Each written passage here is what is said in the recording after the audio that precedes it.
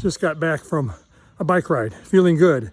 And as I was riding on my bike, I had some thoughts about this upcoming book that I'm working on, the book titled The AI Human Edge.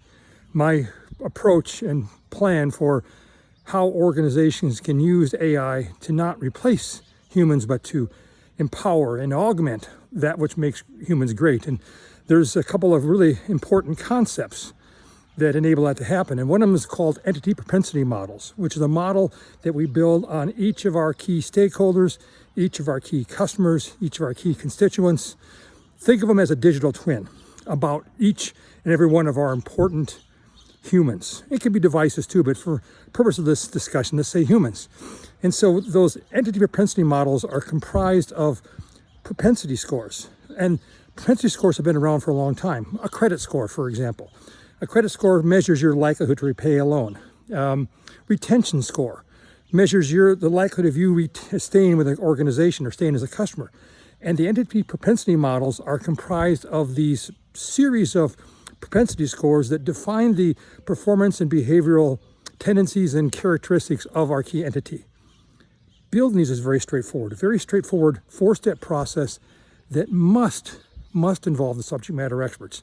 Number one, what is it you want to know about an entity? A person, human, student, athlete, doctor, patient, right? What is it you want to know about them? Number two, why is that important? That is, what are you going to do if you have that information? Right? Why is that important? Number three, how do I make it actionable? Right? Having a great insights into what someone's likely to do and not being able to act on it, well, why bother? And number four, brainstorming and ideating the potential variables and metrics around which I might want to build that propensity score. Just walk through a simple example. Let's say that I'm dealing with a patient, and what I want to know about them is their likelihood to fall when they're in the hospital. That's number one. Number two, why is that important? Well, I want to be able to take precautions to mitigate her falling because there's all kinds of bad consequences, not only to the patient, but also possibly lawsuits to the hospital. So that's number two. Number three, how is it actionable? Well, I could have a dashboard and a score that when a person checks into the hospital, I know their propensity, how likely they are to fall. I could assign a more appropriate nurse. I could assign them to a different part of the hospital. I could have different rooms designed for people who have a propensity to fall, so I can make that actionable. And number four, what are the variables and metrics that are indicative of someone who's likely to fall? Hint, the people who know this, in this example, would likely be the nurses and the doctors, right? The people at the front lines of customer engagement and operational execution. So that's the key.